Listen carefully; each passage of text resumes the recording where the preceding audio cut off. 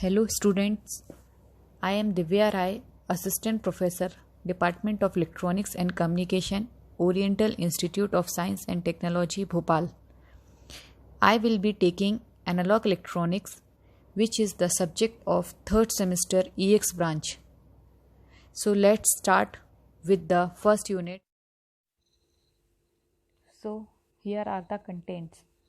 Semiconductor diodes, theory of PN junction diode, temperature dependency and breakdown characteristics, classification of diodes, application of diodes, diode configuration, full wave and half wave rectification, voltage multiplier circuit, and diode testing.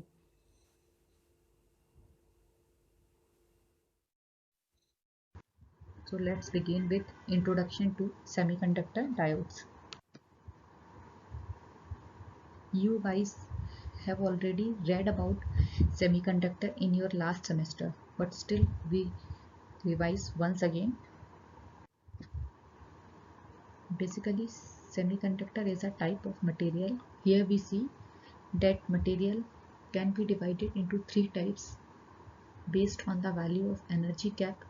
First one insulator, second one conductor, third one semiconductor. So insulators are the material that prevent the flow of charge through them. So the conductivity of insulators are very low, and conductors are basically the materials that allow easy flow of electric current. So the conductivity of conductor is very high. Then semiconductor are those material which behaves like insulator at 0 degrees Celsius and like conductor at room temperature.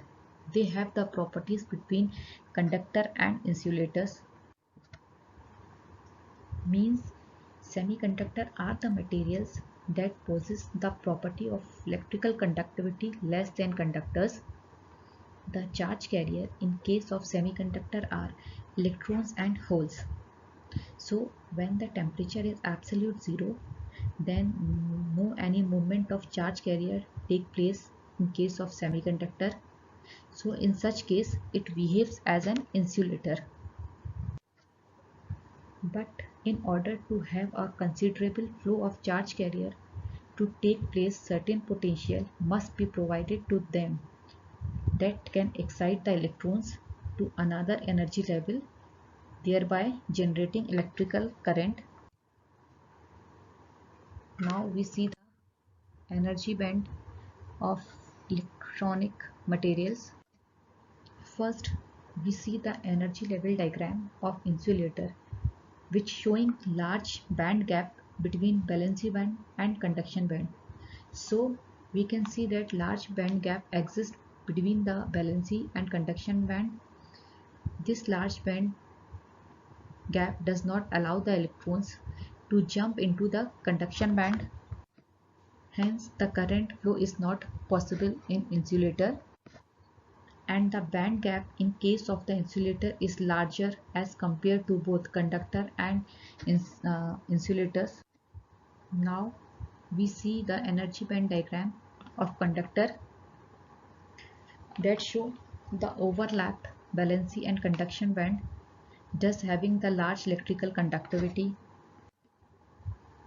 As the two bands, valency band and conduction band, are overlapped with each other, so when some certain voltage is applied to such materials, then electrons easily move from valency band to conduction band due to the influence of the electric field. So this movement of charge carriers generate a large electric current through the device. That's why the conductivity of the conductor is very high. Now we see the energy band diagram of semiconductor that show a small band gap between valency and conduction band. The energy band gap between the valency band and the conduction band is almost equal to 1 electron volt. So in semiconductor, the electrons in the valency band can not automatically excited in order to move to the conduction band.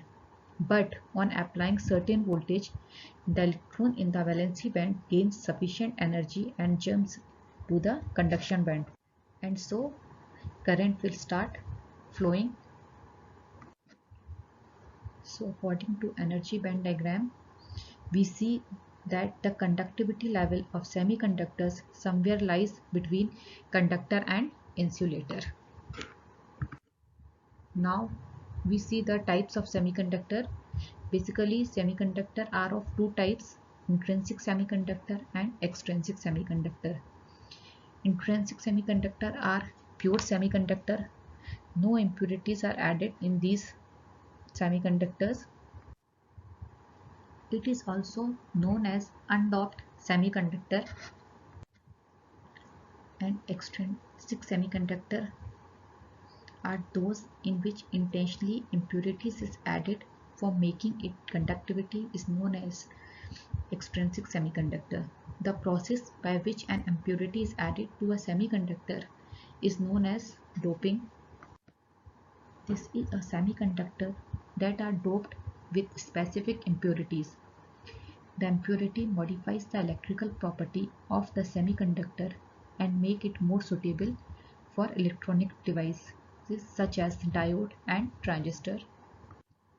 Extrinsic semiconductor may be classified into two types. First one, N-type semiconductor. Second one, P-type semiconductor.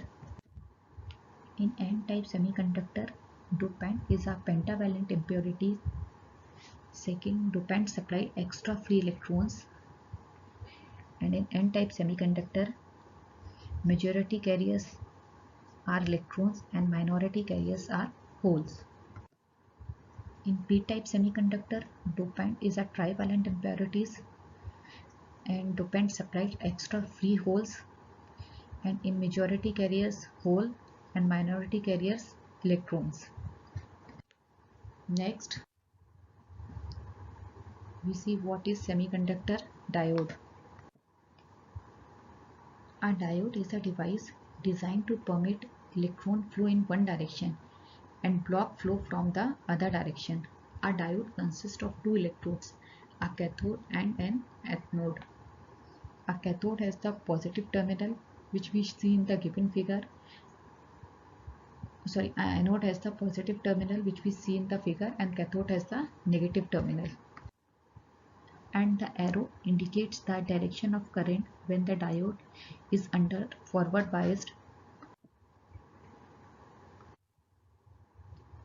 A semiconductor diode is the result of the fusion between a small N-type crystal and a P-type crystal. Here we see the unbiased PN junction diode.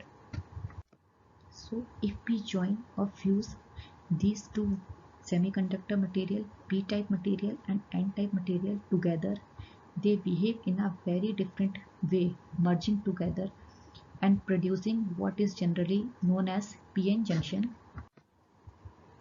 On the formation of PN junction, some of the holes from P-type material tends to diffuse across the boundary into N-type material, and some of the free electrons similarly diffuse into the P-type material, which we seen in the given figure.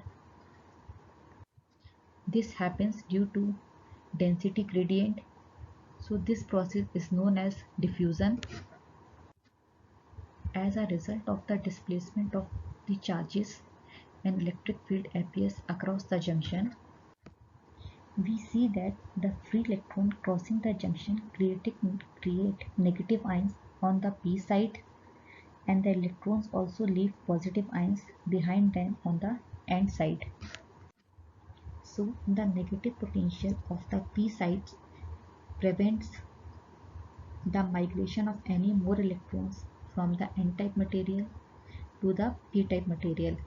Similarly, we see the positive potential on the end side prevents any further migration of the hole across the boundary.